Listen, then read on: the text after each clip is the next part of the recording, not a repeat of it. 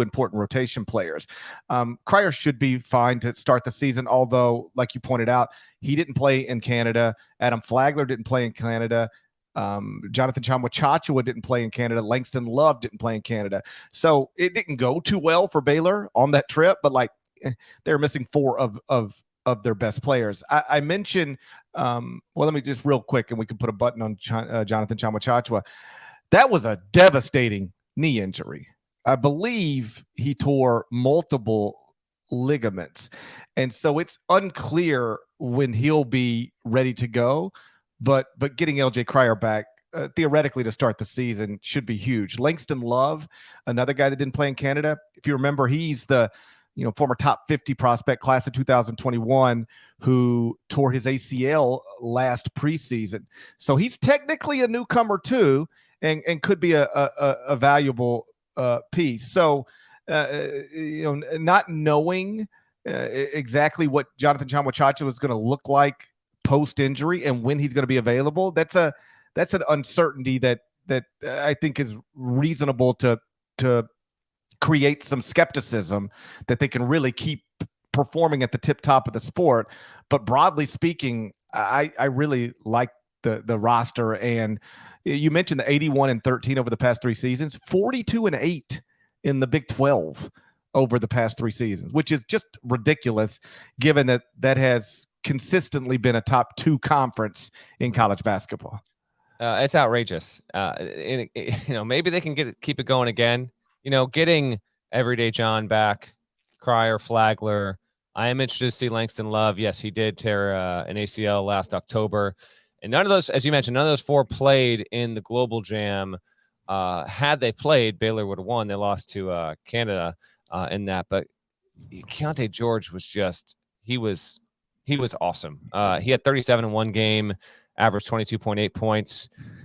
Should be a top 5 freshman in the sport next season. I would have to think. At least he objectively should be rated as that going into the season. And I tend to lean into the fun storylines that aren't every year occurrences. And yes, Baylor has had lottery pick talent, but it's not often that we head into a season saying Baylor's going to have a freshman guard who's going to be among the best in the sport. Kendall Brown had some buzz going into that last season. There's no doubt about it. And then we see how that turned out. So there are no guarantees. Kendall Brown did wind up getting drafted. He went late in the 2nd round, but 3 weeks into the season a year ago, Kendall Brown was projected as a lottery pick. Things change. We'll see what happens with Keontae George, but there's a lot to like about him. If you're listening to this podcast, you are either a college basketball diehard or a Baylor fan, and Baylor fans, no doubt, made sure that they got to see Keontae George play, or at the very least caught the highlights on social media or YouTube after. And you just look at the way he plays, and you can so clearly see how he should be an immediate impact player there. If he stays healthy, I think Scott Drew has every intention of helping turn him into a star, because almost by necessity, he will become that. Cryer and Flagler, also very, very good veteran players. George is so just preternaturally gifted when it comes to playing basketball. So I can't wait to see Baylor on the floor with him out there. From a schedule perspective, Baylor's going to play Virginia in the Continental Tire event in Las Vegas, which should be a really terrific game. Obviously, a matchup between 2 programs that have recent national championships. And Virginia, I expect to take a nudge up from what they were a season ago. And then Baylor will play either Illinois, could face Matthew Meyer in that game, or UCLA, depending on how results go in the second one. They're also hosting Arkansas in late January, which could be a top 10 matchup. Right now, that has potential to be a top 10 matchup. We're talking about either the best or most interesting programs in this shoot-around series. We've already done Arkansas. Here we are on Baylor. Hogs and Bears will meet in January. Other games, non-conference of note, they'll play at Marquette. I love it.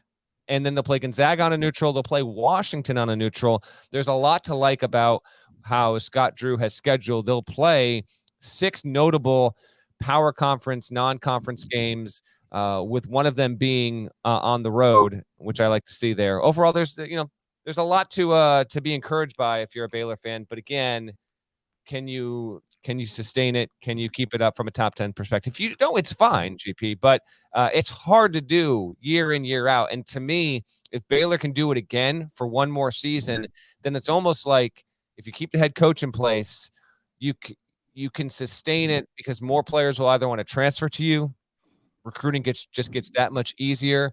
Obviously, the Big 12 has a shift in its conference makeup coming next year with the influx of BYU, Cincinnati, Houston, and UCF. So we'll see.